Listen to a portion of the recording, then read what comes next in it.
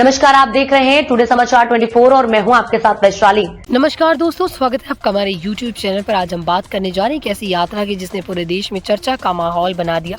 जी हां, बागेश्वर धाम के पंडित धीरेन्द्र कृष्ण शास्त्री ने एक बार फिर सनातन की आवाज बुलंद करते हुए हिंदू एकता पद यात्रा 2.0 का आगाज कर दिया। ये यात्रा दिल्ली के कात्यायनी माता मंदिर से शुरू होकर वृंदावन तक जाएगी। इस यात्रा का संदेश साफ है, तलवार नहीं विचारों की लड़ाई होगी। आइए जानते हैं इस यात्रा का उद्देश्य क्या है, क्यों इसे दिल्ली से शुरू किया गया और इसमें क्या खास बातें हैं। पंडित धीरेन्द्र कृष्ण शास्त्री ने आज सुबह दिल्ली के प्रसिद्ध कात्यायनी माता मंदिर से सनातन हिंदू एकता पद यात्रा 2.0 की शुरुआत की। इस यात्रा में हजारों श्रद्धालु शामिल हुए जो जय श्री राम और हर हर महादेव की जयकारों के साथ आगे बढ़े। ये यात्रा दिल्ली से शुरू होकर वृंदावन में समाप्त होगी और 16 नवंबर तक चलेगी।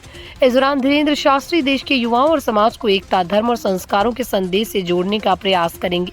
प्रशासन ने भी यात्रा को देखते हुए ट्रैफिक एडवाइजरी जारी की ताकि श्रद्धालुओं को कोई परेशानी न हो। धीरेन्द्र शास्त्री ने इस बार यात्रा की शुरुआत दिल्ली से करने की खास वजह बताई। उन्होंने कहा, दिल्ली सिर्फ देश की राजधानी नहीं बल्कि ये भारतीय संस्कृति का केंद्र भी है।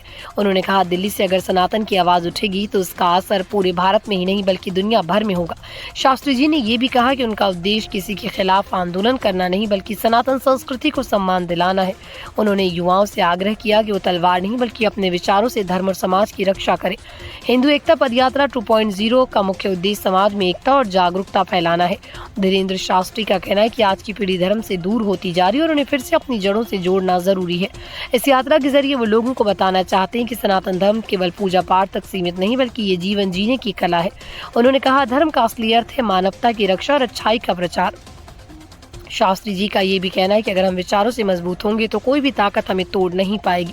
दिल्ली पुलिस और प्रशासन इस यात्रा के लिए पहले व्यापक तैयारियां कर ली। ट्रैफिक एडवाइजरी जारी की गई ताकि दिल्ली से नोएडा और मथुरा की ओर जाने वाले रास्तों पर कोई जाम न लगे। यात्रा के मार्ग पर जगह जगह श्रद्धालुओं के लिए पानी, भोजन और आराम की व्यवस्था की गई। लोगों में इस यात्रा को लेकर खासा उत्साह है। कई जगहों पर फूलों से स्वागत किया जा रहा है। सोशल मीडिया पर भी ये यात्रा ट्रेंड करी।